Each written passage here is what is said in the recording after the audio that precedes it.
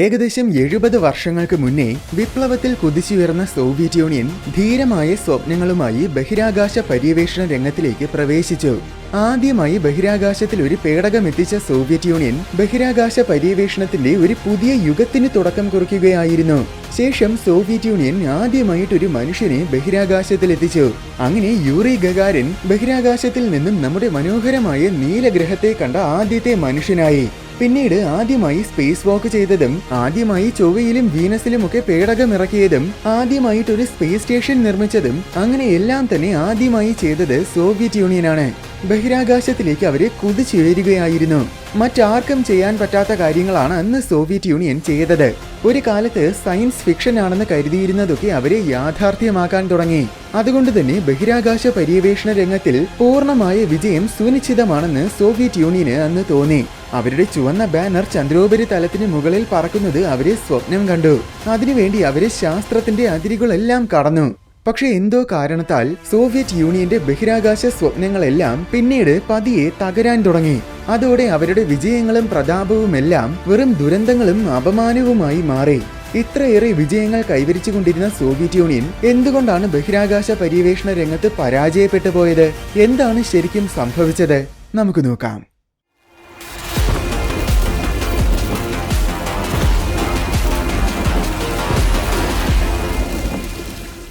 രണ്ടാം ലോക മഹായുദ്ധത്തിന് ശേഷം, കൃത്യമായി പറഞ്ഞാൽ 1945 ശേഷം നാസികളിൽ നിന്നും മോഷ്ടിച്ചെടുത്ത ടെക്നോളജികൾ ഉപയോഗിച്ചാണ് സോവിയറ്റ് യൂണിയൻ അവരുടെ സ്പേസ് പ്രോഗ്രാം തുടങ്ങിയത്. ടെക്നോളജികൾക്കൊപ്പം അവയുടെ നിർമ്മാണത്തിന് പിന്നിൽ പ്രവർത്തിച്ച ചില ജർമ്മൻ ശാസ്ത്രജ്ഞരെയും എഞ്ചിനീയേഴ്സിനെയും കൂടെ അവരെ പിടികൂടിയിരുന്നു. അവരുടെയും കൂടെ സഹായത്തോടെയാണ് സോവിയറ്റ് യൂണിയൻ ആദ്യമായി സ്പേസ് ടെക്നോളജികൾ വികസിപ്പിച്ചത്. നാസയുടെ തുടക്കവും ഇങ്ങനെ തന്നെയായിരുന്നു. എന്തായാലും രണ്ടാം ലോക മഹായുദ്ധത്തിന്റെ അനന്തരഫലങ്ങളായിട്ട് അവശേഷിച്ചതിൽ ഏറ്റവും വിലപിടിപ്പുള്ള ഒരു ടെക്നോളജി നാസികളുടെ V2 റോക്കറ്റ് ആയിരുന്നു. V2 യഥാർത്ഥത്തിൽ ലോകത്തിനെ വിറപ്പിച്ചിട്ടുള്ള വളരെ പവർഫുൾ ആയ ആയുധമാണ്. 10,000 പേരെയാണ് നാസികൾ ഈ ആയുധം ഉപയോഗിച്ച് കൊന്നു തള്ളിയിട്ടുള്ളത്. കൃത്യമായിട്ട് പറഞ്ഞാൽ V2 ഒരു ബാലിസ്റ്റിക് മിസൈൽ ആയിരുന്നു. ബാലിസ്റ്റിക് മിസൈലുകളും റോക്കറ്റുകളും ഏകദേശം ഒരേപോലെയാണ്. എന്തെന്നാൽ എല്ലാ ബാലിസ്റ്റിക് മിസൈലുകളിലും റോക്കറ്റ് എഞ്ചിൻസ് ഉണ്ടായിരിക്കും. അതുപയോഗിച്ചാണ് ബാലിസ്റ്റിക് മിസൈലുകൾ ഉയർന്നു പൊങ്ങുന്നത്. അതുകൊണ്ട് തന്നെ സാധാരണഗതിയിൽ ഇവ അന്തരീക്ഷത്തിന്റെ ഒരുപാട് ഉയരത്തിലെത്താറുണ്ട്. ചിലപ്പോഴൊക്കെ അങ്ങ് ബഹിരാകാശത്തിൽ വരെ എത്തും. 1944 നാസികൾ V2വിനെ പരീക്ഷണാടിസ്ഥാനത്തിൽ വിക്ഷേപിച്ചപ്പോൾ അത് 175 കിലോമീറ്റർ ഉയരത്തിലെത്തി. അന്നേ വരെ മനുഷ്യനിർമ്മിതമായ മറ്റൊന്നും തന്നെ അത്രയും ഉയരത്തിൽ എത്തിയിരുന്നില്ല. ഉപരിതലത്തിൽ നിന്നും 100 കിലോമീറ്റർ ഉയരം കടന്നാൽ പിന്നെ ബഹിരാകാശമായി. അതിനാൽ ബഹിരാകാശത്തിലെത്തിയ മനുഷ്യനിർമ്മിതമായ ആദ്യത്തെ വസ്തു യഥാർത്ഥത്തിൽ V2 റോക്കറ്റാണ്. ചുരുക്കി പറഞ്ഞാൽ ബഹിരാകാശ പര്യവേഷണം തുടങ്ങാൻ അന്ന് ഏറ്റവും ഉത്തമമായ ഒരു ടെക്നോളജി ആയിരുന്നു V2 rocket. Wernher von Braun എന്ന ജർമ്മൻ ശാസ്ത്രജ്ഞനാണ് V2 റോക്കറ്റിന്റെ കണ്ടുപിടുത്തത്തിന് പിന്നിൽ പ്രവർത്തിച്ച പ്രധാന വ്യക്തി. രണ്ടാം ലോക മഹായുദ്ധം കഴിഞ്ഞതും വെർണറും അയാളുടെ കൂടെയുണ്ടായിരുന്ന മറ്റ് ചില ശാസ്ത്രജ്ഞരും അമേരിക്കൻസിന് മുന്നിൽ കീഴടങ്ങി. പക്ഷേ സോവിയറ്റ് യൂണിയൻ വെറും കൈയോടെ മടങ്ങേണ്ടി വന്നില്ല. അവർക്ക് പൂർണ്ണമായും നിർമ്മിതമായ നിരവധി V2 മിസൈലുകളും V2വിനെ കൂടുതൽ അഡ്വാൻസ്ഡ് ആക്കാനുള്ള നിരവധി ബ്ലൂ പ്രിന്റ്സും കിട്ടി. അതിനു പുറമെ ഒരുപാട് ജർമ്മൻ ശാസ്ത്രജ്ഞരെയും സോവിയറ്റ് യൂണിയൻ പിടിച്ചെടുത്തു. അതിൽ ഏറ്റവും പ്രധാനപ്പെട്ട ഒരാളായിരുന്നു ഹെൽമുട്ട് ഗ്രോട്രൂപ്പ്. രണ്ടാം ലോക മഹായുദ്ധകാലത്തിൽ വെർണറിന്റെ ഒപ്പം പ്രവർത്തിച്ചിരുന്ന ഒരാളാണ് ഹെൽമുട്ട്. ഇയാളാണ് V2വിനെ പുനർസൃഷ്ടിക്കാൻ സോവിയറ്റിനെ ഏറ്റവും കൂടുതൽ സഹായിച്ചത്. അങ്ങനെ രണ്ടാം ലോക മഹായുദ്ധം കഴിഞ്ഞ് കുറച്ച് വർഷങ്ങൾക്കുള്ളിൽ അമേരിക്കൻസും സോവിയറ്റ് യൂണിയനും V2വിന്റെ ഡിസൈൻസ് ഉപയോഗിച്ച് മാരകമായ ബാലിസ്റ്റിക് മിസൈലുകൾ നിർമ്മിക്കാൻ തുടങ്ങി. ഒരു പതിറ്റാണ്ടിനുള്ളിൽ അതെല്ലാം V2വിൽ നിന്നും തികച്ചും വ്യത്യസ്തമായ പുതിയ മിസൈലുകളായി മാറി. അതിനൊരു ഉത്തമ ഉദാഹരണമാണ് സോവിയറ്റ് യൂണിയന്റെ R7 മിസൈൽ. ഇതിൽ 5 റോക്കറ്റ് എഞ്ചിൻസും 5 ഫ്യൂൽ ടാങ്ക്സും 20 നോസിൽസും ഉണ്ട്. 5000 കിലോഗ്രാമിൽ കൂടുതൽ ഭാരമുള്ള ന്യൂക്ലിയർ വാർഹെഡ്സിനെ പോലും ഈ മിസൈലിന് ചുമക്കാൻ കഴിയും. 9500 കിലോമീറ്റേഴ്സ് ദൂരം വരെ സഞ്ചരിക്കാനും കഴിയുമെന്നതാണ് മറ്റൊരു പ്രത്യേകത. അപ്പോൾ സോവിയറ്റ് യൂണിയനിൽ നിന്നും വിക്ഷേപിക്കുന്ന ഈ മിസൈലിന് അങ്ങ് അമേരിക്കയിൽ വരെ എത്താൻ പറ്റും. അങ്ങനെ നിസ്സാരമായിട്ട് അവർക്ക് അമേരിക്കൻ സിറ്റികളെയൊക്കെ തകർക്കാനുമാകും. പക്ഷെ അങ്ങനെ ചെയ്യുന്നതിന് പകരം ഈ റോക്കറ്റുകളെ കൂടുതൽ പ്രാക്ടിക്കലായ മറ്റൊരു കാര്യത്തിന് വേണ്ടി ഉപയോഗിക്കാൻ സോവിയറ്റ് യൂണിയൻ തീരുമാനിച്ചു. 1953 മുതൽ നികിത ക്രൂഷേവ് ആയിരുന്നു സോവിയറ്റ് യൂണിയന്റെ നേതാവ്. ശരിക്കും സ്പേസ് റേസ് തുടങ്ങിയതിന്റെ കാരണം തന്നെ ഇദ്ദേഹമാണ്. രണ്ടാം ലോക മഹായുദ്ധത്തിന് ശേഷം ആരാണ് ബഹിരാകാശ പര്യവേഷണ രംഗത്ത് കൂടുതൽ മികച്ചതെന്ന് തെളിയിക്കാൻ യുഎസും സോവിയറ്റ് യൂണിയനും തമ്മിൽ കടുത്ത മത്സരമുണ്ടായിരുന്നു. ഇതിനെയാണ് നമ്മൾ ഇന്ന് സ്പേസ് റേസ് എന്ന് പറയുന്നത്. ആദ്യമായി മനുഷ്യൻ ചന്ദ്രനിൽ കാലുകുത്തിയതോടെ ഈ സ്പേസ് റേസ് ഏകദേശം അവസാനിക്കുകയും ചെയ്തു. എന്തായാലും സോവിയറ്റ് യൂണിയന്റെ പ്രശസ്തി വർദ്ധിപ്പിക്കാൻ ബഹിരാകാശ പര്യവേഷണ രംഗം വളരെ ഉത്തമമാണെന്ന് R7 പോലെയുള്ള മിസൈലുകളുടെ ശക്തി കണ്ടപ്പോൾ ക്രൂഷ്യേവ് തിരിച്ചറിഞ്ഞു. അതുമാത്രമല്ല, സോവിയറ്റ് യൂണിയനെയും കമ്മ്യൂണിസത്തിനെയും ലോകം എങ്ങനെയാണ് നോക്കിക്കാണേണ്ടതെന്ന് വളരെ ആഴത്തിൽ ചിന്തിച്ചിരുന്ന ഒരു വ്യക്തിയാണ് ക്രൂഷ്യേവ്. വയലൻസ് കൊണ്ട് നിറഞ്ഞതും സർവനാശം വിതയ്ക്കുന്നതുമായ ഒരു സംഘടനയായിട്ടാണ് ലോകം അന്ന് പൊതുവെ സോവിയറ്റ് യൂണിയനെ പരിഗണിച്ചിരുന്നത്. ലോകത്തിന്റെ ഈ കാഴ്ചപ്പാട് മാറി ലോകം സോവിയറ്റ് യൂണിയനെ പുകഴ്ത്തണമെങ്കിൽ യുദ്ധത്തിനും വയലൻസിനും പുറമെ സാങ്കേതികപരമായും ശാസ്ത്രപരമായും സോവിയറ്റ് യൂണിയൻ ഒരുപാട് മുന്നിലാണെന്ന് ലോകത്തിനെ കാണിക്കേണ്ടതുണ്ടെന്ന് ക്രൂഷ്യേവ് ആദ്യമേ തന്നെ തിരിച്ചറിഞ്ഞിരുന്നു. അതിന് ഏറ്റവും ഉത്തമമായ മേഖല ബഹിരാകാശ പര്യവേഷണമായിരുന്നു. കാരണം അമേരിക്ക ഉൾപ്പെടെയുള്ള മറ്റൊരു രാജ്യത്തിനും അന്ന് സോവിയറ്റ് യൂണിയന്റെ അത്ര പവർഫുൾ ആയിട്ടുള്ള റോക്കറ്റുകൾ ഉണ്ടായിരുന്നില്ല. R7 മിസൈലിന് 5000 കിലോഗ്രാമിൽ കൂടുതൽ ഭാരം ചുമക്കാനാകും. എന്നാൽ അമേരിക്കയുടെ അന്നത്തെ ഏറ്റവും പവർഫുൾ ആയ മിസൈലിന് അതിന്റെ പകുതി ഭാരം പോലും ചുമക്കാൻ കഴിഞ്ഞിരുന്നില്ല. അന്ന് സോവിയറ്റ് യൂണിയൻ അത്രയേറെ അഡ്വാൻസ്ഡ് ആയിരുന്നു. അതുകൊണ്ട് തന്നെ സോവിയറ്റ് യൂണിയന് ബഹിരാകാശ രംഗത്ത് മുന്നേറാനും വിജയിക്കാനും കഴിയുമെന്ന് ക്രൂഷ്യേവിന് 100% ഉറപ്പായിരുന്നു. അങ്ങനെ സോവിയറ്റ് യൂണിയൻ ബഹിരാകാശ ദൗത്യങ്ങൾ ചെയ്യാൻ തീരുമാനിച്ചു. സെർജി കൊറലോവ് എന്നൊരു എഞ്ചിനീയറിനെയാണ് സോവിയറ്റ് യൂണിയൻ പണ്ട് മിസൈലുകൾ ഡെവലപ്പ് ചെയ്യുന്നതിന്റെ ലീഡറായിട്ട് തിരഞ്ഞെടുത്തത്. പിന്നീട് അയാളെ തന്നെ ബഹിരാകാശ ദൗത്യങ്ങളുടെ ലീഡറായിട്ടും ക്രൂഷ്യേവ് തിരഞ്ഞെടുത്തു. സോവിയറ്റ് യൂണിയന്റെ ടെക്നോളജി മികച്ചതാണെന്ന് ലോകത്തിന് മുന്നിൽ തെളിയിക്കാൻ ആവശ്യമായ എന്ത് വേണമെങ്കിലും ചെയ്തുകൊള്ളാൻ ക്രൂഷ്യേവ് സെർജിയോട് പറഞ്ഞിരുന്നു. അങ്ങനെ സെർജിയാണ് ഒരു സാറ്റലൈറ്റിനെ ഭൂമിയുടെ ഓർബിറ്റിൽ സ്ഥാപിക്കാമെന്ന ആശയം മുന്നോട്ട് വെച്ചത്. ക്രൂഷ്യേവ് അത് ഉടൻ തന്നെ അംഗീകരിക്കുകയും ചെയ്തു. സെർജി ഓൾറെഡി R7 സെമിയോർക്ക എന്നൊരു റോക്കറ്റ് നിർമ്മിച്ചിരുന്നു. അത് ശരിക്കും R7 മിസൈലിനെ മോഡിഫൈ ചെയ്ത് റോക്കറ്റാക്കി മാറ്റിയതാണ്. പിന്നെ അവർക്കൊരു സാറ്റലൈറ്റിന്റെയും കൂടെ ആവശ്യമേ ഉണ്ടായിരുന്നുള്ളൂ. അങ്ങനെയാണ് അവര് സ്പുട്നിക് 1 നിർമ്മിച്ചത്. അത് ശരിക്കും ഒരു നിസ്സാരമായ റേഡിയോ മാത്രമായിരുന്നു.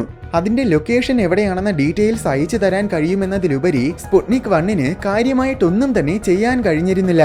എന്നിരുന്നാലും ഒരു സാറ്റലൈറ്റിനെ ഭൂമിയുടെ ഓർബിറ്റിൽ എത്തിച്ചു എന്ന പേര് കിട്ടാൻ ഈ സാറ്റലൈറ്റ് തന്നെ ധാരാളമായിരുന്നു. അങ്ങനെ അവര് 1957 ഒക്ടോബർ 4 R7 സെമിയോർക്കയിൽ സ്പുട്നിക് 1നെ വിക്ഷേപിച്ചു. അത് ഉപരിതലത്തിൽ നിന്നും ഏകദേശം 939 കിലോമീറ്റർ ഉയരത്തിലെത്തുകയും കൃത്യമായും പ്ലാൻ ചെയ്തതുപോലെ ഭൂമിയെ വലം വെക്കുകയും ചെയ്യാൻ തുടങ്ങി. ലോകം മുഴുവൻ ഈ വാർത്ത അത്ഭുതത്തോടെയാണ് കേട്ടത്. അന്ന് ബഹിരാകാശ പര്യവേഷണത്തിന്റെ പുതിയൊരു യുഗം തുടങ്ങുകയായിരുന്നു. സ്പുട്നിക് 1ന്റെ വിജയം അമേരിക്കയെ സംബന്ധിച്ചിടത്തോളം വലിയൊരു അടിയായിരുന്നു. സോവിയറ്റ് യൂണിയൻ നമ്മളെക്കാൾ അഡ്വാൻസ്ഡ് ആയെന്ന ഉത്കണ്ഠ അന്ന് അമേരിക്കൻ ഗവൺമെന്റിനുണ്ടായി.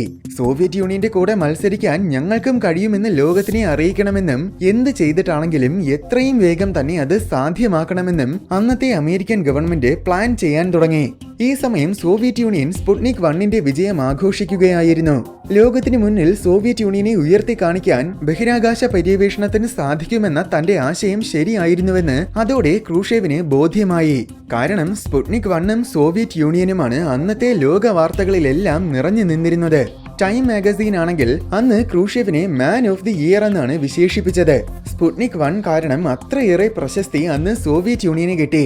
അതുകൊണ്ട് തന്നെ വീണ്ടും കൂടുതൽ ഗംഭീരമായ ദൗത്യങ്ങൾ ചെയ്യാൻ ക്രൂഷ്യേവ് തീരുമാനിച്ചു. അങ്ങനെ ക്രൂഷ്യേവ് സെർജിക്ക് പുതിയൊരു ദൗത്യം നൽകി. ഒരു മനുഷ്യനെ ബഹിരാകാശത്തിൽ എത്തിക്കുക എന്നതായിരുന്നു ആ ദൗത്യം. അതിനുവേണ്ടി എത്ര കാശ് മുടക്കേണ്ടി വന്നാലും എത്ര വലിയ റിസ്ക് എടുക്കേണ്ടി വന്നാലും അതൊന്നും കാര്യമാക്കേണ്ടെന്നാണ് ക്രൂഷ്യേവ് സെർജിയോട് പറഞ്ഞത്. എന്നിരുന്നാലും ഒരു പരീക്ഷണാടിസ്ഥാനത്തിൽ എന്ന രീതിയിൽ മനുഷ്യർക്ക് പകരം ആദ്യം മൃഗങ്ങളെ സ്പേസിലേക്ക് അയച്ചു നോക്കാമെന്ന് സെർജി തീരുമാനിച്ചു. കാരണം അന്ന് ബഹിരാകാശത്തിനെ കുറിച്ച് ആർക്കും തന്നെ കൃത്യമായ ഒരു ധാരണയും ഉണ്ടായിരുന്നില്ല. ശരിക്കും മനുഷ്യരെ ബഹിരാകാശത്തിൽ എത്തിക്കാൻ കഴിയുമോ എന്നോ അഥവാ ബഹിരാകാശത്തിൽ എത്തിച്ചാൽ തന്നെ മനുഷ്യർക്ക് അവിടെ അതിജീവിക്കാൻ കഴിയുമോ എന്നോ അങ്ങനെ ഒന്നും തന്നെ അന്ന് ആർക്കും അറിയില്ലായിരുന്നു. ആദ്യം മൃഗങ്ങളെ സ്പേസിലേക്ക് അയക്കുമ്പോൾ അവയിൽ നിന്നും സ്പേസിനെ കുറിച്ചുള്ള ചെറിയൊരു ധാരണയെങ്കിലും കിട്ടുമെന്ന് ശാസ്ത്രജ്ഞർ കരുതി. അങ്ങനെയാണ് അടുത്ത ദൗത്യത്തിൽ, അതായത് സ്പുട്നിക് 2 ദൗത്യത്തിൽ മൃഗങ്ങളെ സ്പേസിലേക്ക് അയക്കാമെന്ന് സെർജിയും ക്രൂഷേവും കൂടെ തീരുമാനിച്ചത്. പക്ഷേ പ്രശ്നം എന്താണെന്നാൽ 1957 നവംബർ 7 മുന്നേ ഇത് വിക്ഷേപിക്കണമെന്നാണ് ക്രൂഷേവ് നൽകിയ ഉത്തരവ്. അതായത് സ്പുട്നിക് 1 വിക്ഷേപിച്ച ശേഷം പിന്നെ സ്പുട്നിക് 2 ദൗത്യം ചെയ്യാൻ വേണ്ടി വെറും 4 ആഴ്ചകൾ മാത്രമേ സോവിയറ്റ് ശാസ്ത്രജ്ഞർക്ക് ഉണ്ടായിരുന്നുള്ളൂ. ദൗത്യം മാറ്റിവെക്കുക എന്നത് തീർത്തും അസാധ്യമാണെന്ന് ആദ്യമേ തന്നെ ക്രൂഷേവ് പറഞ്ഞിരുന്നു. സംഭവം നവംബർ 7 സോവിയറ്റ് യൂണിയൻ ഒരു വിപ്ലവ ദിനമായിട്ട് ആചരിക്കുന്ന ദിവസമാണ്. അതായത് സോവിയറ്റ് യൂണിയന്റെ ചരിത്രത്തിലെ ഏറ്റവും പ്രധാനപ്പെട്ട ഒരു ദിവസമാണത്.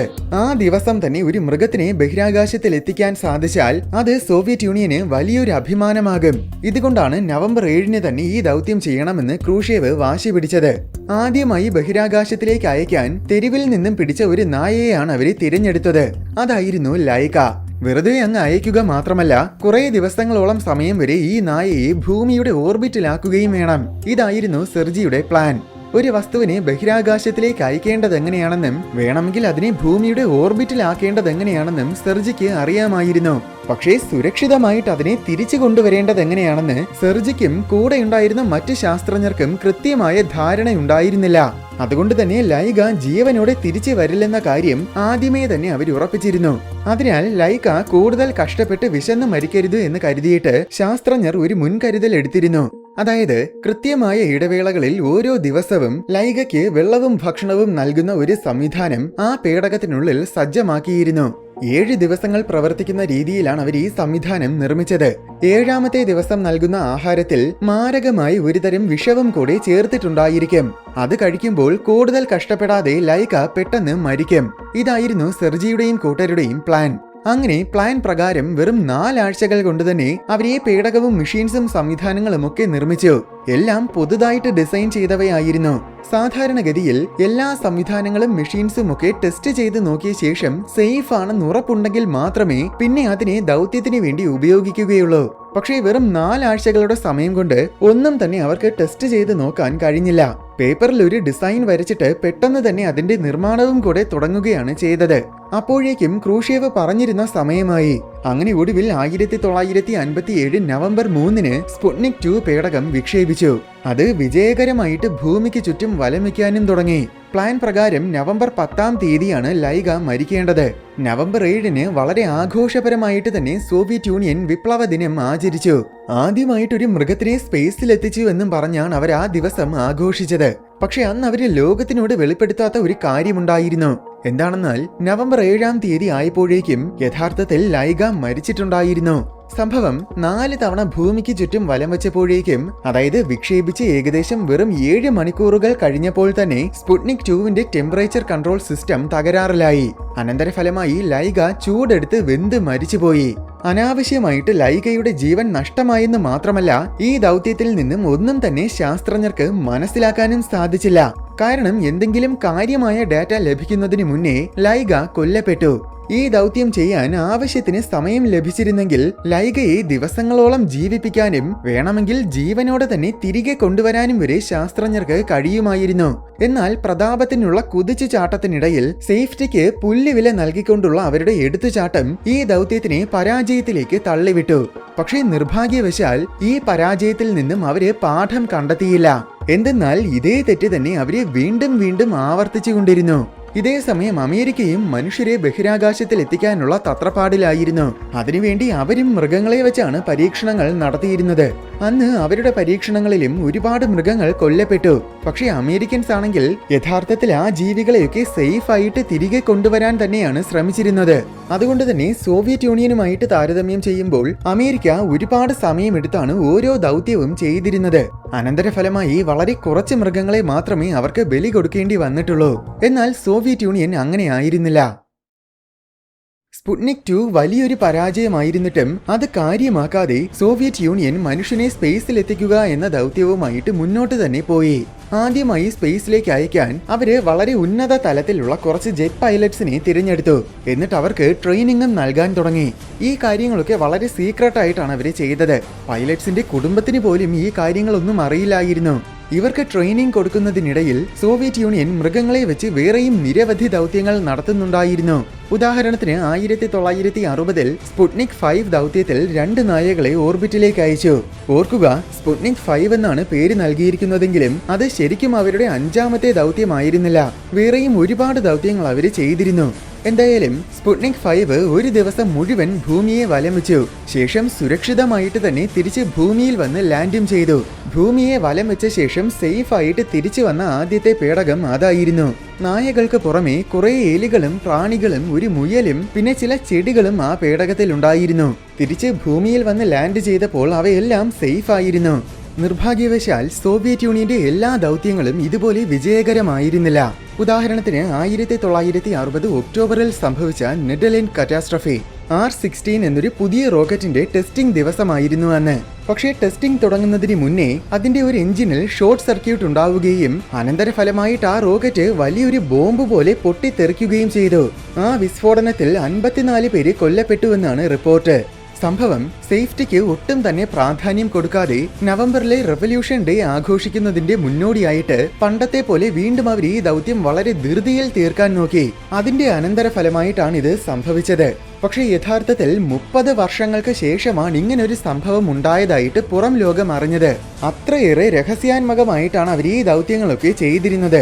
അതുകൊണ്ട് തന്നെ ശരിക്കും ഇവരുടെ എത്ര ദൗത്യങ്ങളാണ് പരാജയപ്പെട്ടതെന്നോ, എത്ര മൃഗങ്ങളും മനുഷ്യരുമാണ് ദൗത്യങ്ങൾക്കിടയിൽ കൊല്ലപ്പെട്ടതെന്നോ, എത്ര രൂപയുടെ നാശനഷ്ടങ്ങൾ സംഭവിച്ചുവെന്നോ അങ്ങനെ ഒന്നിന്റെയും കണക്കുകൾ ഇന്നും കൃത്യമായിട്ട് അറിയില്ല. 1961 സെർജിയും കൂട്ടരും ചേർന്ന് വോസ്റ്റോക്ക് എന്ന പേരിൽ പുതിയൊരു പേടകം നിർമ്മിച്ചു. ഇത് സ്പുട്നിക് പേടകങ്ങളെക്കാൾ ഒരുപാട് മികച്ചതായിരുന്നെങ്കിലും ഈ പേടകത്തിനെ സേഫ് ആയിട്ട് ലാൻഡ് ചെയ്യിക്കുന്നതിൽ ചില പ്രശ്നങ്ങൾ ഉണ്ടായിരുന്നു. കാരണം വോസ്റ്റോക്കിലുള്ള ലാൻഡിംഗ് ക്യാപ്സ്യൂള് ഒരുപാട് വലുതായിരുന്നു. പാരച്യൂട്ട് ഉപയോഗിച്ചത് കൊണ്ട് മാത്രം ഒരുപക്ഷെ ഈ ക്യാപ്സ്യൂള് സേഫ് ആയിട്ട് ലാൻഡ് ചെയ്യണമെന്നില്ല. അങ്ങനെയെങ്കിൽ അതിനകത്തിരിക്കുന്ന പൈലറ്റിന്റെ ജീവൻ തന്നെ അപകടത്തിലാകും. ഈ കാര്യം അറിഞ്ഞു വെച്ചുകൊണ്ട് തന്നെ അവര് എത്രയും വേഗം മനുഷ്യനെ ബഹിരാകാശത്തിൽ എത്തിച്ചേ പറ്റൂവെന്ന് പറഞ്ഞ് ആദ്യമായി സ്പേസിലേക്ക് പോകാൻ പൈലറ്റുകളിൽ നിന്നും ഒരാളെ തിരഞ്ഞെടുത്തു. അതാണ് യൂറി ഗഗാരിൻ. ഒടുവിൽ 1961 ഏപ്രിൽ 12 സോവിയറ്റ് യൂണിയൻ വോസ്റ്റോക്ക് 1 വിക്ഷേപിച്ചു. അതിനുള്ളിൽ യൂറി ഗഗാരിനും ഉണ്ടായിരുന്നു. വോസ്റ്റോക്ക് 1 വിജയകരമായിട്ട് തന്നെ ബഹിരാകാശത്തിലെത്തി. അങ്ങനെ യൂറി ഗഗാരിൻ ആദ്യമായി സ്പേസിലെത്തിയ മനുഷ്യനായി. വോസ്റ്റോക്ക് 1 ഒരു തവണ ഭൂമിയെ വലം വെച്ച ശേഷം തിരിച്ച് ഭൂമിയിലേക്ക് വന്നു. പക്ഷേ നേരത്തെ പറഞ്ഞതുപോലെ പാരച്യൂട്ടിന് ഒരുപക്ഷെ ക്യാപ്സ്യൂളിന്റെ വെയിറ്റ് താങ്ങാൻ കഴിയില്ല എന്ന് സെർജിക്ക് അറിയാമായിരുന്നു. അതിനാൽ ഉപരിതലത്തിൽ നിന്നും ഏകദേശം 7 കിലോമീറ്റർ ഉയരത്തിലെത്തിയപ്പോൾ യൂറി ഗഗാരിൻ വോസ്റ്റോക്കിൽ നിന്ന് ഇജക്റ്റ് ആയി. പിന്നെ ബാക്കി 7 കിലോമീറ്ററുകളും യൂറി ഗഗാരിൻ പാരച്യൂട്ട് ഉപയോഗിച്ച് പതിയെ പതിയെ താഴോട്ടിറങ്ങുകയായിരുന്നു. 7 കിലോമീറ്ററിൽ നിന്നും താഴെ എത്താൻ ഏകദേശം 10 മിനിറ്റോളം സമയമെടുത്തു. അങ്ങനെ അവസാനം സേഫ് ആയിട്ട് തന്നെ യൂറി ഗഗാരിൻ ലാൻഡ് ചെയ്തു. അതോടെ സോവിയറ്റ് യൂണിയൻ പണ്ടത്തെ പോലെ വീണ്ടും വാർത്തകളിൽ നിറയാൻ തുടങ്ങി. സോവിയറ്റ് യൂണിയന്റെ മഹത്തായ വിജയം സുനിശ്ചിതമാണെന്ന് ക്രൂഷേവ് ഉറപ്പിച്ചു. ക്രൂഷേവിനെ സംബന്ധിച്ചിടത്തോളം ഈ വിജയം കൂടുതൽ വലിയ ദൗത്യങ്ങൾ ചെയ്യാനുള്ള പ്രേരണയാവുകയാണ് ചെയ്തത്. ഭാവിയിൽ ചെയ്യാനുള്ള നിരവധി ദൗത്യങ്ങൾ അന്ന് ക്രൂഷേവ് പ്ലാൻ ചെയ്തു. ആദ്യമായി ചന്ദ്രനിൽ കാലുകുത്തുന്നത് സോവിയറ്റ് യൂണിയൻ ആയിരിക്കും. പിന്നെ ചന്ദ്രനിൽ സോവിയറ്റ് യൂണിയൻ മിലിറ്ററി ബേസുകൾ സ്ഥാപിക്കും.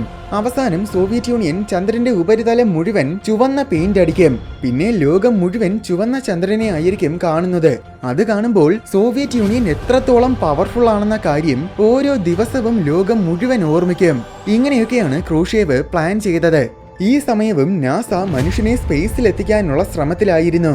യൂറി ഗഗാരിൻ സ്പേസിൽ പോയി 1 മാസം കഴിഞ്ഞപ്പോൾ നാസയും ആദ്യമായി മനുഷ്യനെ സ്പേസിൽ എത്തിച്ചു. പക്ഷെ അത് വെറും സബ് ഓർബിറ്റൽ മാത്രമായിരുന്നു. എന്നുവെച്ചാൽ ഭൂമിയെ വലം വെക്കുന്നതിന് പകരം ബഹിരാകാശത്തിലെത്തിയ ഉടനെ അത് തിരിച്ച് ഭൂമിയിലേക്ക് വന്നു. അതുകൊണ്ട് തന്നെ അത് സോവിയറ്റ് യൂണിയന്റെ വിജയവുമായിട്ട് താരതമ്യം ചെയ്യാൻ പറ്റുന്ന ഒന്നായിരുന്നില്ല. അതിനുശേഷം നാസ 1 വർഷത്തോളം സമയം വരെ ഇത്തരത്തിലുള്ള സബ് ഓർബിറ്റൽ മിഷൻസ് മാത്രമാണ് നടത്തിയിരുന്നത്. ഈ സമയം സോവിയറ്റ് യൂണിയൻ ആണെങ്കിൽ അവരുടെ കോസ്മോണറ്റ്സിനെ വീണ്ടും വീണ്ടും ബഹിരാകാശത്തിൽ എത്തിച്ചുകൊണ്ടിരുന്നു. ബഹിരാകാശത്തിൽ എത്തിക്കുക മാത്രമല്ല, അവരൊക്കെ ഒരു ദിവസം മുഴുവൻ സ്പേസിൽ ചിലവഴിക്കുകയും ചെയ്യുകയായിരുന്നു. ശേഷം 1963 സോവിയറ്റ് യൂണിയൻ ആദ്യമായിട്ടൊരു വനിതയെ ബഹിരാകാശത്തിൽ എത്തിച്ചു. 1964 ആദ്യമായിട്ട് 1-ൽ കൂടുതൽ പേരെ ഒരു പേടകത്തിൽ സോവിയറ്റ് യൂണിയൻ സ്പേസിൽ എത്തിച്ചു. അങ്ങനെ എല്ലായ്പ്പോഴും അന്ന് വാർത്തകളിൽ നിറഞ്ഞു നിന്നത് മൊത്തം സോവിയറ്റ് യൂണിയനാണ്. പക്ഷേ ഇവിടെ ഓർക്കേണ്ട ഒരു കാര്യം, ഈ ദൗത്യങ്ങളെല്ലാം തന്നെ സേഫ്റ്റിക്ക് പ്രാധാന്യം നൽകാതെയാണ് സോവിയറ്റ് യൂണിയൻ ചെയ്തത്. പലപ്പോഴും കോസ്മോണറ്റ്സിന്റെ ജീവന് തന്നെ ഭീഷണികൾ സംഭവിച്ചിട്ടുണ്ട്. എന്നാൽ നാസ അങ്ങനെയായിരുന്നില്ല. സേഫ്റ്റിയെ മുൻനിർത്തി വളരെ പ്ലാനിങ്ങോടെയാണ് അവര് ദൗത്യങ്ങളൊക്കെ ചെയ്തിരുന്നത്. ബഹിരാകാശം കീഴടക്കിയ ശേഷം ക്രൂഷേവിന്റെ അടുത്ത ലക്ഷ്യം ചന്ദ്രനായിരുന്നു. പക്ഷേ എത്ര തന്നെ ധൃതിയിൽ കാര്യങ്ങൾ ചെയ്താലും ചന്ദ്രനിൽ എത്തുക എന്നത് അത്ര നിസ്സാരമായ കാര്യമല്ല. അത് ബഹിരാകാശത്തിൽ എത്തുന്നതിനേക്കാൾ ഒരുപാട് പ്രയാസകരമാണ്. അന്നേ വരെ ഉപയോഗിച്ചിരുന്ന ഒരു റോക്കറ്റുകൾക്കും അത് സാധ്യമല്ല.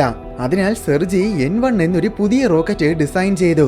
ഇത് ശരിക്കും ഗംഭീരമായ ഒരു റോക്കറ്റ് ആയിരുന്നു. ഇതിന്റെ ബേസിന്റെ വ്യാസം 17 മീറ്റേഴ്സ് ആണ്. ഇതിന് 105 മീറ്റേഴ്സിന്റെ ഉയരവുമുണ്ട്. 30 എഞ്ചിൻസ് ആണ് ഇതിൽ ഉപയോഗിച്ചിരിക്കുന്നത്. 3 മനുഷ്യരെയും ഒരു ലൂണാർ ലാൻഡറിനെയും ഈ റോക്കറ്റിന് ചന്ദ്രനിൽ എത്തിക്കാൻ കഴിയും. പക്ഷേ പ്രശ്നം എന്താണെന്നാൽ എത്ര വേഗത്തിൽ പണി ചെയ്താലും ഈ റോക്കറ്റ് നിർമ്മിക്കാൻ ഒരുപാട് സമയം വേണം. അതിനാൽ ഈ റോക്കറ്റ് നിർമ്മിക്കുന്ന സമയം സോവിയറ്റ് യൂണിയൻ അവരുടെ ശക്തി ലോകത്തിന് മുന്നിൽ പ്രകടിപ്പിക്കാൻ ഒരു പുതിയ തരം ദൗത്യം ചെയ്യാൻ തുടങ്ങി. അതാണ് സ്പേസ് വാക്ക്. അതായത് പേടകത്തിൽ നിന്നും പുറത്തിറങ്ങി ബഹിരാകാശത്തിലൂടെ പറന്ന് നടക്കുന്നത്. 1965 മാർച്ചിൽ വോസ്കോദ് 2 എന്ന പേരിൽ സോവിയറ്റ് യൂണിയൻ ഒരു പേടകം വിക്ഷേപിച്ചു. അതിനുള്ളിൽ 2 പേരുണ്ടായിരുന്നു, അലക്സി ലിയോണോവും പാവൽ ബെല്ലിയായേവും. അതിൽ അലക്സി ലിയോണോവാണ് സ്പേസ് വാക്ക് ചെയ്തത്. ഏതാണ്ട് 12 മിനിറ്റോളം സ്പേസ് വാക്ക് ചെയ്തു. അങ്ങനെ അദ്ദേഹം ആദ്യമായി സ്പേസ് വാക്ക് ചെയ്ത മനുഷ്യനായി. പക്ഷെ ഈ സ്പേസ് വാക്ക് അത്ര നിസ്സാരമായിരുന്നില്ല. ശകലം പിഴച്ചിരുന്നെങ്കിൽ അദ്ദേഹം ബഹിരാകാശത്തിലൂടെ ഒഴുകി നടക്കുന്ന ആദ്യത്തെ ഡെഡ് ബോഡി ആകുമായിരുന്നു. സംഭവം, അലക്സിയുടെ സ്പേസ് സ്യൂട്ട് ബഹിരാകാശത്തിൽ ഇറങ്ങാൻ പറ്റിയ രീതിയിൽ കൃത്യമായ അളവിൽ പ്രഷറൈസ്ഡ് ആയിരുന്നില്ല. അതുകൊണ്ട് തന്നെ സ്പേസ് സ്യൂട്ടിലെ അമിതമായ സമ്മർദ്ദം കാരണം ബഹിരാകാശത്തിൽ ഇറങ്ങിയതും അലക്സിയുടെ സ്പേസ് സ്യൂട്ട് നല്ല രീതിയിൽ ബലൂൺ പോലെ വികസിക്കാൻ തുടങ്ങി. ഒടുവിൽ അദ്ദേഹത്തിന് ചലിക്കാൻ പോലും പറ്റാത്ത രീതിയിൽ വികസിച്ചു. അതിനാൽ അലക്സി തിരിച്ച് പേടകത്തിൽ കയറാൻ ശ്രമിച്ചു. ഒരുപാട് കഷ്ടപ്പെട്ട് അദ്ദേഹം എയർലോക്കിന് സമീപത്തെത്തി. പക്ഷെ അപ്പോഴേക്കും സ്പേസ് സ്യൂട്ട് ഒരുപാട് വികസിച്ചത് കാരണം അദ്ദേഹത്തിന് എയർലോക്കിലൂടെ കയറാൻ കഴിഞ്ഞില്ല. ഭാഗ്യത്തിന് അലക്സി വളരെ ധൈര്യശാലിയായിരുന്നു. അതുകൊണ്ട് ടെൻഷൻ അടിച്ചു നിൽക്കുന്നതിന് പകരം അദ്ദേഹം പെട്ടെന്ന് തന്നെ സ്പേസ് സ്യൂട്ടിലെ ഒരു വാൾവ് തുറന്നുവിട്ടു. അതിലൂടെ സ്പേസ് സ്യൂട്ടിലെ കുറച്ച് സമ്മർദ്ദം പുറത്തുപോയി. അനന്തരഫലമായി സ്പേസ് സ്യൂട്ട് ശകലം ചുരുങ്ങി. അങ്ങനെ ഒടുവിൽ പേടകത്തിൽ പ്രവേശിക്കാൻ പറ്റി. അത് വളരെ ഡേഞ്ചറസ് ആയിട്ടുള്ള ഒരു പ്രവൃത്തിയായിരുന്നു. കാരണം സമ്മർദ്ദം കൂടുതലായിട്ട് പുറത്തു പോയിരുന്നെങ്കിൽ ഉടൻ തന്നെ അദ്ദേഹം കൊല്ലപ്പെടുമായിരുന്നു. അതിനു പുറമെ ഇങ്ങനെ സ്പേസ് വാക്ക് ചെയ്യുന്ന സമയം അലക്സിയുടെ ശരീര താപനില 35 ഡിഗ്രി സെൽഷ്യസോളം വരെ എത്തി. കുറച്ചുകൂടെ വൈകിയിരുന്നെങ്കിൽ അലക്സി ഹീറ്റ് സ്ട്രോക്ക് വന്ന് കൊല്ലപ്പെടുമായിരുന്നു. അങ്ങനെ പല രീതിയിലും മരണത്തെ അഭിമുഖീകരിച്ച ശേഷം തിരിച്ച് ഭൂമിയിൽ ലാൻഡ് ചെയ്യുന്ന സമയം വീണ്ടും ഒരിക്കൽ കൂടെ മരണത്തെ നേരിടേണ്ടി വന്നു. ഭൂമിയുടെ അന്തരീക്ഷത്തിൽ പ്രവേശിച്ചതും പേടകം അനിയന്ത്രിതമായിട്ട് കറങ്ങാൻ തുടങ്ങി. ശേഷം പേടകത്തിന്റെ ഓട്ടോമാറ്റിക് റീ എൻട്രി സിസ്റ്റം കേടായി. അതുകൊണ്ട് അലക്സിയും മറ്റേയാളും ചേർന്ന് മാനുവലായിട്ടാണ് പേടകത്തിന്റെ കറക്കം നിർത്തിയതും പേടകത്തിനെ നിയന്ത്രിച്ചതും. അത് കാരണം അവർ വന്ന് ലാൻഡ് ചെയ്യേണ്ട സ്ഥാനം മാറിപ്പോയെന്ന് വെച്ചാൽ ലാൻഡ് ചെയ്യേണ്ട സ്ഥാനത്ത് നിന്നും 400 കിലോമീറ്ററുകൾക്ക് അകലെയാണ് അവർ വന്ന് ലാൻഡ് ചെയ്തത്. ലാൻഡ് ചെയ്ത സ്ഥലത്ത് തണുത്തുറയുന്ന താപനിലയായിരുന്നു. ആ തണുപ്പും സഹിച്ച് അവര് 1 ദിവസത്തോളം സമയം വരെ അവിടെ ചിലവഴിക്കേണ്ടി വന്നു. അത് കഴിഞ്ഞിട്ടാണ് റെസ്ക്യൂ ടീം അവിടെ എത്തിയത്. കാരണം അവർ വന്ന് ലാൻഡ് ചെയ്തത് സൈബീരിയൻ കാടിന്റെ ഒരുപാട് ഉള്ളിലാണ്. ഇതെല്ലാം തന്നെ യഥാർത്ഥത്തിൽ പൂർണ്ണമായും ഒഴിവാക്കാൻ പറ്റുന്ന കാര്യങ്ങളായിരുന്നു. അലക്സിയുടെ സ്പേസ് സ്യൂട്ട് കൃത്യമായി ടെസ്റ്റ് ചെയ്തിരുന്നില്ല. പേടകമാണെങ്കിൽ പെട്ടെന്ന് തട്ടിക്കൂട്ടുകയായിരുന്നു. അങ്ങനെ സോവിയറ്റ് യൂണിയന്റെ അവഗണനയാണ് ഇതിനെല്ലാം കാരണമായത്. ഈ ദൗത്യം കഴിഞ്ഞ് ഒരുപാട് വർഷങ്ങൾക്ക് ശേഷം, കൃത്യമായി പറഞ്ഞാൽ സോവിയറ്റ് യൂണിയന്റെ ഫയൽസ് എല്ലാം പബ്ലിക് ആയ ശേഷം അലക്സി പറഞ്ഞതും അങ്ങനെ തന്നെയാണ്. അതായത് സേഫ്റ്റിയെ മുൻനിർത്തി കൃത്യമായ ടെസ്റ്റുകളും ചെയ്ത ശേഷമാണ് ഈ ദൗത്യം ചെയ്തിരുന്നതെങ്കിൽ ഒരു വിധത്തിലുമുള്ള പ്രശ്നങ്ങളും അന്നുണ്ടാകില്ലായിരുന്നുവെന്നാണ് അലക്സി പറഞ്ഞത്. ബഹിരാകാശം കീഴടക്കാനുള്ള ആവേശത്തിൽ മനുഷ്യന്റെ ജീവന് പോലും വില കൽപ്പിക്കാതെയാണ് അന്ന് സോവിയറ്റ് യൂണിയൻ ദൗത്യങ്ങൾ ചെയ്തിരുന്നത്. ശരിക്കും പറഞ്ഞാൽ അന്നേ വരെ സോവിയറ്റ് യൂണിയന്റെ ദൗത്യങ്ങളൊക്കെ വിജയിച്ചത് യഥാർത്ഥത്തിൽ ഒരു വലിയ അത്ഭുതമാണെന്ന് തന്നെ പറയാം. പക്ഷേ സോവിയറ്റ് യൂണിയന്റെ ഭാഗ്യം അധികം വൈകാതെ തന്നെ ഇല്ലാതായി. 1964 ക്രൂഷേവ് അധികാരത്തിൽ നിന്നും പുറത്തായി. ശേഷം 1966 സെർജി മരണമടയുകയും ചെയ്തു. പൂർത്തിയാക്കാൻ വീണ്ടും ഒരുപാട് കാര്യങ്ങൾ ബാക്കി വെച്ചിട്ടാണ് അദ്ദേഹം മരിച്ചത്. സെർജിയും ക്രൂഷേവും ഇല്ലാതായതോടെ സോവിയറ്റ് യൂണിയന്റെ സ്പേസ് പ്രോഗ്രാം തകരാൻ തുടങ്ങി. അന്നേ വരെ സോവിയറ്റ് യൂണിയൻ ദൗത്യങ്ങൾ ചെയ്തത് സേഫ്റ്റിക്ക് പുല്ലുവില കൽപ്പിച്ചിട്ടാണെങ്കിൽ അതിനുശേഷം സോവിയറ്റ് യൂണിയൻ സേഫ്റ്റി എന്ന വാക്ക് തന്നെ മറന്നുപോയെന്ന് പറയേണ്ടി വരും. സെർജിക്ക് ശേഷം അയാൾക്ക് പകരമായിട്ട് പ്രവർത്തിച്ച ശാസ്ത്രജ്ഞർക്ക് സെർജിയുടെ പകുതി നോളജ് പോലും ഉണ്ടായിരുന്നില്ല. സോയൂസ് എന്ന പുതിയ തരം റോക്കറ്റും സ്പേസ് ക്രാഫ്റ്റുമാണ് സോവിയറ്റ് യൂണിയന്റെ ഭാവി ദൗത്യങ്ങൾക്ക് വേണ്ടി ഉപയോഗിക്കാൻ സെർജി പ്ലാൻ ചെയ്തിരുന്നത്. കാരണം ഈ റോക്കറ്റും സ്പേസ് ക്രാഫ്റ്റും ഉപയോഗിച്ച് സോവിയറ്റ് യൂണിയന് മനുഷ്യരെ ചന്ദ്രനിൽ എത്തിക്കാൻ സാധിക്കും. പക്ഷേ സെർജി മരിക്കുന്ന സമയം അതിന്റെയൊക്കെ നിർമ്മാണം പാതി വഴിയിൽ നിൽക്കുകയായിരുന്നു. ശേഷം മറ്റ് ശാസ്ത്രജ്ഞരാണ് അതൊക്കെ പൂർത്തിയാക്കിയത്. പതിവ് പോലെ ഒരു ടെസ്റ്റിംഗും നടത്താൻ നിൽക്കാതെ, യാതൊരു വിധത്തിലുമുള്ള സേഫ്റ്റിയെ കുറിച്ചും ചിന്തിക്കാൻ നിൽക്കാതെ വളരെ ധൃതി പിടിച്ചാണ് അവരിതൊക്കെ നിർമ്മിച്ചത്. ധൃതിയിൽ എന്ന് വെച്ചാൽ 1966 അതായത് സെർജി മരിച്ച് കുറച്ച് മാസങ്ങൾ കഴിഞ്ഞപ്പോൾ തന്നെ അതെല്ലാം പൂർത്തിയാക്കി. അപ്പോൾ എത്രമാത്രം ശ്രദ്ധയോടെയാണ് അവർ ഈ നിർമ്മാണങ്ങൾ പൂർത്തിയാക്കിയതെന്ന് നമുക്ക് ഊഹിക്കാവുന്നതേയുള്ളൂ. ഒടുവിൽ 1966 നവംബറിൽ പരീക്ഷണാടിസ്ഥാനത്തിൽ അവർ 2 സോയൂസ് റോക്കറ്റുകൾ വെറും ഒരു ദിവസത്തിന്റെ ഇടവേളകളിൽ വിക്ഷേപിച്ചു. 2 പേടകങ്ങളെയും ബഹിരാകാശത്തിൽ വെച്ച് ഓട്ടോമാറ്റിക് ഡോക്കിംഗ് ചെയ്യിക്കാനായിരുന്നു അവരുടെ പ്ലാൻ. ഒന്നാമത്തെ റോക്കറ്റ് വിജയകരമായിട്ട് ലോഞ്ച് ചെയ്തു. അത് ഭൂമിക്ക് ചുറ്റും വലം വയ്ക്കാനും തുടങ്ങി. പക്ഷേ അടുത്ത ദിവസം ലോഞ്ച് ചെയ്ത രണ്ടാമത്തെ റോക്കറ്റ് വിക്ഷേപിച്ച ഉടൻ തന്നെ പൊട്ടിത്തെറിച്ചു.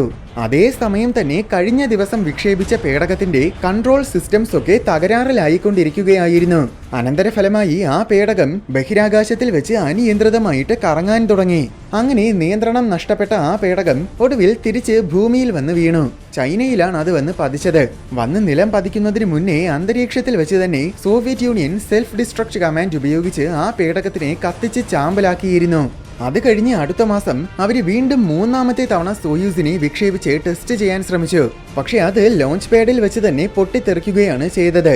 അങ്ങനെ അടുപ്പിച്ച് 3 തവണ പരാജയപ്പെട്ടിട്ടും അത് വകവെക്കാതെ അവര് മനുഷ്യരെ വെച്ച് തന്നെ അടുത്ത് സോയൂസിനെ ടെസ്റ്റ് ചെയ്യാൻ തീരുമാനിച്ചു. അടുത്ത വിക്ഷേപണത്തിന് മുന്നോടിയായിട്ട് ഈ പേടകത്തിൽ 200-ലധികം പ്രശ്നങ്ങളുണ്ടെന്ന് അതിന് പിന്നിൽ പ്രവർത്തിച്ച ശാസ്ത്രജ്ഞര് നേതാക്കളെ അറിയിച്ചതാണ്. പക്ഷെ അതൊന്നും കാര്യമാക്കാതെ ദൗത്യം ചെയ്യാനാണ് നേതാക്കൾ തീരുമാനിച്ചത്. വ്ളാഡിമിർ കൊമറോവ് എന്ന വളരെ എക്സ്പീരിയൻസ്ഡ് ആയിട്ടുള്ള ഒരു കോസ്മോണറ്റിനെയാണ് ഈ ദൗത്യം ചെയ്യാൻ തിരഞ്ഞെടുത്തത്. അങ്ങനെ 1967 ഏപ്രിൽ 23-ന് സോയൂസ് 1 വിക്ഷേപിച്ചു. അതിന്റെ ഉള്ളിൽ വ്ളാഡിമിറും ഉണ്ടായിരുന്നു. തൊട്ടടുത്ത ദിവസം 3 കോസ്മോണറ്റ്സിനെയും കൊണ്ട് രണ്ടാമതൊരു സോയൂസ് പേടകത്തിനെയും കൂടെ വിക്ഷേപിക്കും. ആ സമയം ആദ്യത്തെ പേടകം ഭൂമിയെ വലമിക്കുകയായിരിക്കും. രണ്ടാമത്തെ പേടകം ബഹിരാകാശത്തിൽ എത്തിയ ശേഷം അത് 1ാമത്തെ പേടകത്തിന് സമീപത്ത് വരും. അപ്പോൾ രണ്ടാമത്തെ പേടകത്തിലുള്ള 2 കോസ്മോണറ്റ്സ് പുറത്തിറങ്ങി സ്പേസ് വാക്ക് ചെയ്ത് 1ാമത്തെ പേടകത്തിൽ കയറും. ഇതായിരുന്നു അവരുടെ പ്ലാൻ. ഭാവിയിൽ ചന്ദ്രദൗത്യം ചെയ്യുമ്പോൾ ഇങ്ങനെ ചെയ്യേണ്ടത് അത്യാവശ്യമാണ്. അതുകൊണ്ട് തന്നെ അത് ചെയ്യാൻ കഴിയുമെന്ന് ഉറപ്പ് വരുത്താനുള്ള ഒരു ടെസ്റ്റിംഗ് ആയിട്ടാണ് അവർ ഈ ദൗത്യം ചെയ്തത്. ഇത് വിജയകരമായിരുന്നെങ്കിൽ ബഹിരാകാശ പര്യവേഷണത്തിന്റെ മറ്റൊരു യുഗം അവിടെ തുടങ്ങുമായിരുന്നു. പക്ഷേ നിർഭാഗ്യവശാൽ വ്ളാഡിമിറിനെയും കൊണ്ട് 1ാമത്തെ പേടകം ബഹിരാകാശത്തിൽ എത്തിയ ഉടൻ തന്നെ പ്രശ്നങ്ങൾ ഓരോന്നോരോന്നായിട്ട് സംഭവിക്കാൻ തുടങ്ങി. ആദ്യം പേടകത്തിന്റെ ഒരു സോളാർ പാനൽ കൃത്യമായും പുറത്തു വന്നില്ല. പിന്നെ ഓറിയന്റേഷൻ സിസ്റ്റം കൃത്യമായിട്ട് പ്രവർത്തിക്കാതെയായി. കുറച്ച് മണിക്കൂറുകൾ ഭൂമിയെ വലം വെച്ചപ്പോഴേക്കും ഓട്ടോമാറ്റിക് സ്റ്റെബിലൈസേഷൻ സിസ്റ്റവും തകർന്നു. ഇത്രയേറെ പ്രശ്നങ്ങളൊക്കെ സംഭവിച്ചപ്പോൾ ഉടൻ തന്നെ മിഷൻ ക്യാൻസൽ ചെയ്യാൻ ഫ്ലൈറ്റ് ഡയറക്ടർ പറഞ്ഞു. അങ്ങനെ സോയൂസ് 1 തിരിച്ച് ഭൂമിയിലേക്ക് ലാൻഡ് ചെയ്യാൻ തുടങ്ങി. ഇത്രയും പ്രശ്നങ്ങൾ ഉണ്ടായെങ്കിലും അന്ന് വ്ളാഡിമിറിന് രക്ഷപ്പെടാൻ കഴിയുമായിരുന്നു. പക്ഷേ തിരിച്ച് ലാൻഡ് ചെയ്യുന്ന സമയം പേടകത്തിലെ പാരച്യൂട്ട് പ്രവർത്തിച്ചില്ല. അനന്തരഫലമായി സോയൂസ് പേടകം അതിവേഗത്തിൽ വന്ന് നിലം പതിച്ചു. അങ്ങനെ വ്ളാഡിമിർ കൊല്ലപ്പെടുകയും ചെയ്തു. അത് സോവിയറ്റ് യൂണിയന് കിട്ടിയ വളരെ വലിയൊരു അടിയായിരുന്നു. യഥാർത്ഥത്തിൽ സോവിയറ്റ് യൂണിയൻ അറിഞ്ഞുകൊണ്ട് വ്ളാഡിമിറിനെ കൊലയ്ക്ക് കൊടുക്കുകയായിരുന്നു. കാരണം ആവശ്യത്തിന് സമയമെടുത്ത് എല്ലാ ടെസ്റ്റിംഗും നടത്തി സേഫ്റ്റിയൊക്കെ ഉറപ്പ് വരുത്തിയ ശേഷമാണ് അവർ ഈ ദൗത്യം ചെയ്തിരുന്നതെങ്കിൽ ഈ ദുരന്തം സംഭവിക്കില്ലായിരുന്നു. അതിനേക്കാൾ ഉപരി ഇതിൽ 200-ലധികം കുഴപ്പങ്ങളുണ്ടെന്ന് ശാസ്ത്രജ്ഞർ പറഞ്ഞപ്പോൾ തന്നെ ഈ ദൗത്യം ക്യാൻസൽ ചെയ്തിരുന്നെങ്കിലും ഈ ദുരന്തം ഒഴിവാക്കാമായിരുന്നു. പക്ഷേ അനുഭവങ്ങളിൽ നിന്നും പാഠം കണ്ടെത്താതെ 2 വർഷങ്ങൾക്ക് ശേഷം, അതായത് 1969-ൽ പണ്ട് സെർജി പ്ലാൻ ചെയ്ത N1 റോക്കറ്റിന്റെ നിർമ്മാണം സോവിയറ്റ് യൂണിയൻ പൂർത്തിയാക്കി. 1969 ഫെബ്രുവരിയിൽ തന്നെ അതിനെ വിക്ഷേപിക്കുകയും ചെയ്തു. പക്ഷേ വെറും 1 മിനിറ്റ് പറന്നുയർന്നതും റോക്കറ്റിൽ ഒരുപാട് ഫെയിലിയേഴ്സ് സംഭവിച്ചു. ഇനി ഇത് കൂടുതൽ ഉയർന്നു പൊങ്ങിയിട്ട് കാര്യമില്ലെന്ന് മനസ്സിലാക്കിയതിനാൽ കൺട്രോൾ സെന്ററിലുള്ളവർ അതിനെ ഷട്ട് ഡൗൺ ചെയ്തു. അങ്ങനെ വിക്ഷേപിച്ച സ്ഥലത്ത് നിന്നും ഏകദേശം 50 കിലോമീറ്ററുകൾക്കകലെ അത് തിരിച്ചു വന്ന് ക്രാഷ് ലാൻഡ് ചെയ്തു. ഭാഗ്യത്തിന് ഇതൊരു ടെസ്റ്റ് ലോഞ്ച് ആയതിനാൽ അതിനുള്ളിൽ മനുഷ്യരൊന്നും ഉണ്ടായിരുന്നില്ല. ശേഷം 1969 ജൂലൈയിൽ സോവിയറ്റ് യൂണിയൻ വീണ്ടും മറ്റൊരു N1 റോക്കറ്റ് വിക്ഷേപിച്ചു. അതും ഒരു ടെസ്റ്റിംഗ് ആയിരുന്നു. ഇത്തവണ റോക്കറ്റ് ഏതാനും ചില സെക്കൻഡുകൾ നേരത്തേക്ക് മാത്രമേ ഉയർന്നു പൊങ്ങിയുള്ളൂ. അപ്പോഴേക്കും എഞ്ചിൻസ് തകരാറിലായി. അങ്ങനെ അത് തിരിച്ചു വന്ന് നിലം പതിച്ചു. അതിൽ നിറയെ ഇന്ധനമുണ്ടായിരുന്നതിനാൽ അവിടെ വളരെ വലിയൊരു വിസ്ഫോടനമുണ്ടായി. വലുതെന്ന് വെച്ചാൽ ന്യൂക്ലിയർ വിസ്ഫോടനങ്ങളെ ഒഴിവാക്കിയാൽ മനുഷ്യ ചരിത്രത്തിലെ ഏറ്റവും വലിയ വിസ്ഫോടനങ്ങളിൽ ഒന്നായിരുന്നു ഇത്. ഈ ട്രാജഡിക്ക് ശേഷം വെറും 2 ആഴ്ചകൾ കഴിഞ്ഞതും നാസ അപ്പോളോ 11 ദൗത്യം വിക്ഷേപിച്ചു. ആദ്യമായി മനുഷ്യനെ ചന്ദ്രനിൽ എത്തിച്ച ദൗത്യമായിരുന്നു അത്. അതവര് വിജയകരമായിട്ട് പൂർത്തിയാക്കുകയും ചെയ്തു. അങ്ങനെ അവസാനം വെറും ഒരൊറ്റ ദൗത്യം കൊണ്ട് സ്പേസ് റേസിൽ അമേരിക്ക ജയിച്ചു. എന്ത് വില കൊടുത്തും സോവിയറ്റ് യൂണിയൻ അതിവേഗത്തിൽ മുന്നേറാൻ ശ്രമിക്കുന്ന സമയം നാസ പതിയെ അഡ്വാൻസ്ഡ് ആവുകയായിരുന്നു. വളരെ പതിയെയാണ് അവർ മുന്നേറിയതെങ്കിലും അവരുടെ അടിസ്ഥാനം വളരെ സ്ട്രോങ് ആയിരുന്നു. കാരണം അത്രയേറെ മുൻകരുതലുകളൊക്കെ എടുത്ത് സേഫ് ആയിട്ട് ടെസ്റ്റിംഗ് ഒക്കെ ചെയ്തിട്ടാണ് എല്ലാ ദൗത്യങ്ങളും അവരെ ചെയ്യാൻ ശ്രമിച്ചത്. അതിനു പുറമെ സോവിയറ്റ് യൂണിയനെ അപേക്ഷിച്ച് നോക്കുമ്പോൾ നാസയ്ക്ക് ആവശ്യത്തിനുള്ള സമയവും ലഭിച്ചിരുന്നു. അപ്പോൾ എല്ലാ പ്രശ്നങ്ങളും മുൻകൂട്ടി മനസ്സിലാക്കാനും അതൊക്കെ ഒഴിവാക്കാനുള്ള മുൻകരുതലുകൾ എടുക്കാനും അവർക്ക് സാധിച്ചിരുന്നു. അതുകൊണ്ട് തന്നെ അവർക്ക് പരാജയങ്ങളും കുറവായിരുന്നു. അനന്തരഫലമായി അവർക്ക് കാലക്രമേണ മുന്നേറാനും സാധിച്ചു. അതായത് ആമയും മുയലും കഥ പോലെ. നാസയുടെ ശ്രമങ്ങൾക്കിടയിലും ഒരുപാട് തവണ പരാജയങ്ങളും ട്രാജഡികളും സംഭവിച്ചിട്ടുണ്ട്. പക്ഷേ അതിൽ ഏകദേശം എല്ലാം തന്നെ വെറും ആക്സിഡൻസ് ആയിരുന്നു. എന്നാൽ സോവിയറ്റ് യൂണിയന്റെ കാര്യത്തിൽ സംഭവിച്ചത് ഏകദേശം എല്ലാം യഥാർത്ഥത്തിൽ പൂർണ്ണമായും ഒഴിവാക്കാൻ പറ്റുന്ന കാര്യങ്ങളാണ്. ചുരുക്കി പറഞ്ഞാൽ എങ്ങനെയെങ്കിലും മുന്നേറണമെന്ന ചിന്ത മാത്രം വെച്ചുകൊണ്ട് അവഗണനകൾ കൊണ്ടും അഹങ്കാരം കൊണ്ടും കണ്ണുകളിൽ അന്ധകാരം നിറഞ്ഞ കാരണത്തിനാലാണ് സോവിയറ്റ് യൂണിയൻ സ്പേസ് റേസിൽ പരാജയപ്പെട്ടത്.